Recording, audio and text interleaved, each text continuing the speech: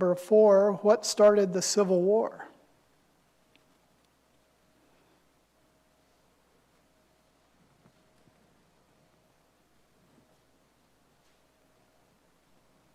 Getting that right? Actually, I skipped a question. Number 4, how long did Ishbasheth reign, and how long was David king over Judah and Hebron, and how do these relate?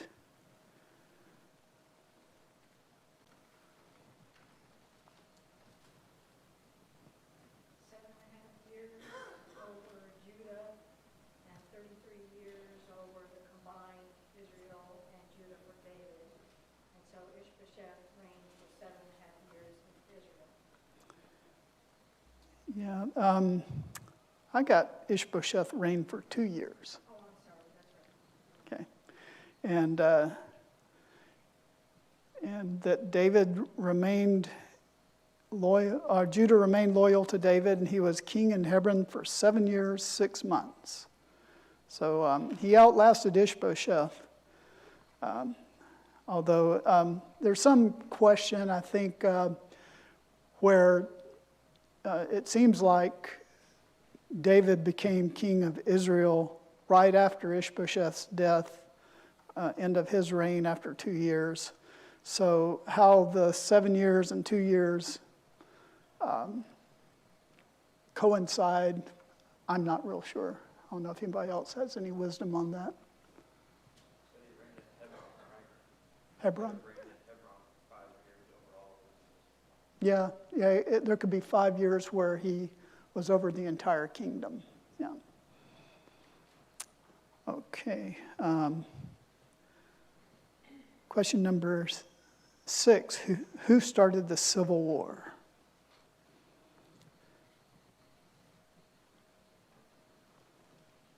This one's a little bit harder. Yes. I think actually, Correct. I mean, he's the one that when he and Joab came together, you know, he said, let's have the young men fight. And when they did that, then he took it to another level because his men were defeated. Yeah, I agree. Yeah, so Abner, Saul and Ishbosheth's commander, came down and met Joab, David's commander, across the pool at Gibeon. Rather than all-out war initially, they said, let's just have 12 men from each side compete with each other. Turns out all 24 killed each other. And this kind of escalated into a big war between Israel and David's men. And the men of Israel ended up being defeated by David's men pretty soundly. And so that was also the answer to question number 6. How did Abner propose to settle, and does it prevent open civil war, which it did not? The 7th question, how did the battle end, and what was the result of the long hostility between David and Ishbosheth?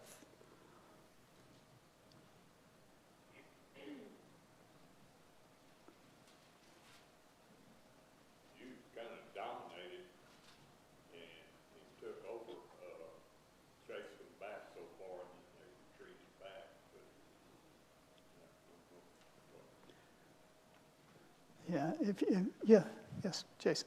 Abner gets upset with Ishbasheth and basically says, you know, you're done. I'm giving the kingdom over to David. Yeah.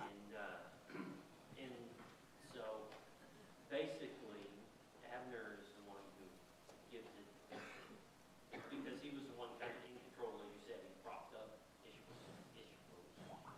Yeah. I was getting ahead a little bit, but if you remember, Asahel, Joab's brother, began chasing Abner. And Asahel was a young man. He's described as being swift as a gazelle. And Abner was a battle-hardened general. And so Abner told him a couple of times, you may want to chase somebody more your own age. But he kept after him. Abner struck him in the stomach with the butt of his spear and killed Asahel. And so Asahel's brothers, Joab and Abishai, were not very happy about that, and they began to pursue Abner to avenge Asahel's death. And Abner called in reinforcements from Benjamin and convinces Joab and Abishai to give up the fight.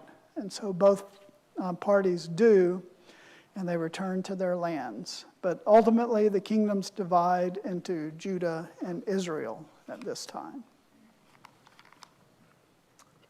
Okay. 2 Samuel 3, Abner.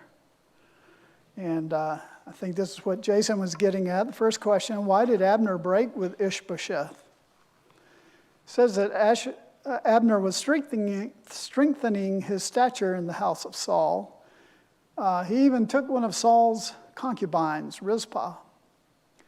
He seemed to have this position of strength in the relationship with Ishbasheth. Well, I guess it's even more than seem. It was definitely, he had the stronger part of the relationship. And so Ishbasheth confronted Abner over the concubine, and Abner became angered about this. And he was so angry that he defected to David and vowed to transfer Saul's kingdom to David in verse 10. And this would give David control from Dan to Beersheba. That's the very far north to the very south of the kingdom. And Ishbasheth was silent because he was afraid of Abner. Okay, so, number 2, what was Abner's offer to David? And what condition did David add?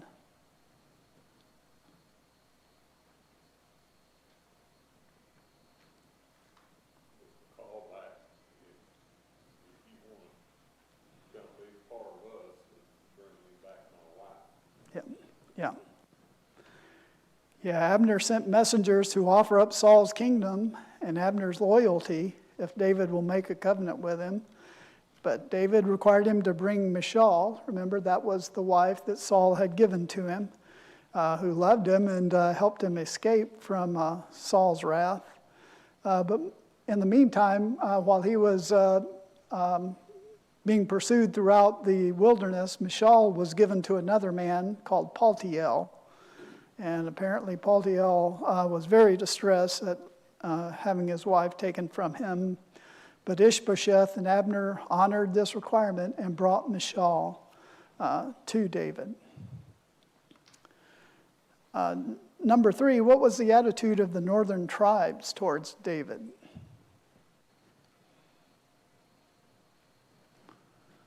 What did they think about this being given over to Judah, to the king of Judah?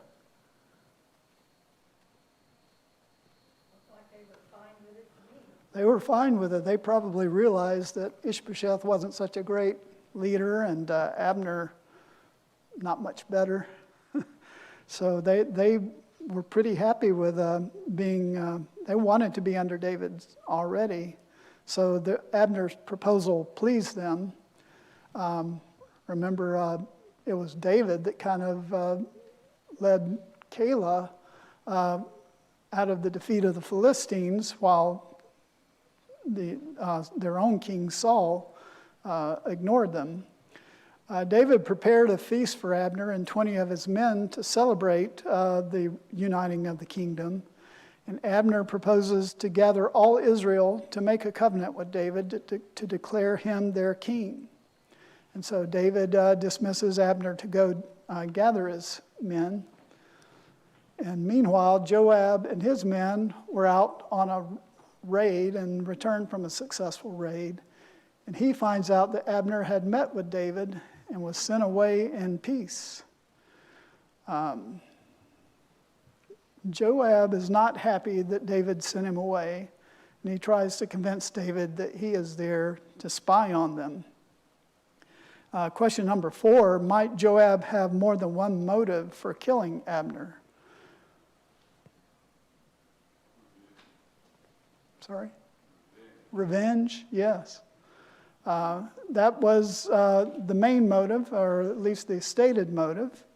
Joab's not happy that David sent Abner away. And unbeknownst to David, Joab dispatches messengers to retrieve Abner. Joab killed Abner when he was at Hebron to avenge the death of Joab's brother Asahel.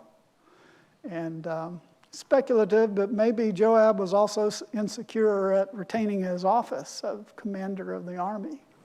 Yes, Patrick. Later, Joab kills his cousin for the exact same reason, that he was going to be made. Yeah. Yep. Okay, number 5. Why was it important for David to demonstrate innocence in Abner's death? Yeah, David distanced himself from Joab's actions and pronounced curses upon Joab and his house. So why did he do that? There may have been some problems bringing the two kingdoms together if it looked like David behaved in a traitorous way with the representative from Israel.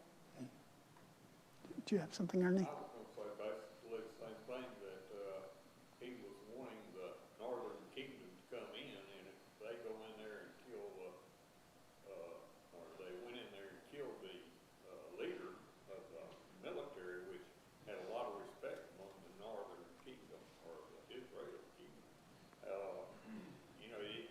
he wanted the people to see him as innocent of all that, so that they would not break their loyalty to him. Yep. Yeah, it's a lot of political savvy on David's part. David instructed Joab and his men to tear their clothes and mourn Abner's death. And also David and all his people wept for Abner and buried him in Hebron. So they showed a lot of respect for Abner. And David needed to retain his popularity among the northern tribes. And David needed to make sure he was not held accountable for an unjust murder of Abner. And question number 6, which will probably be our last one for this class. What was David's weakness with respect to the sons of Zeruwaya? That would be Joab and his brothers. Did he do right? And what are the implications with regard to the power of these men in the nation? Any thoughts on that?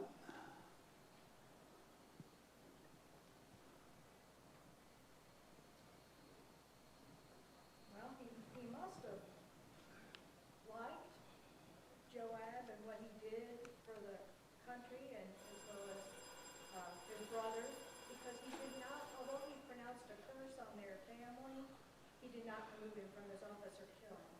Yeah.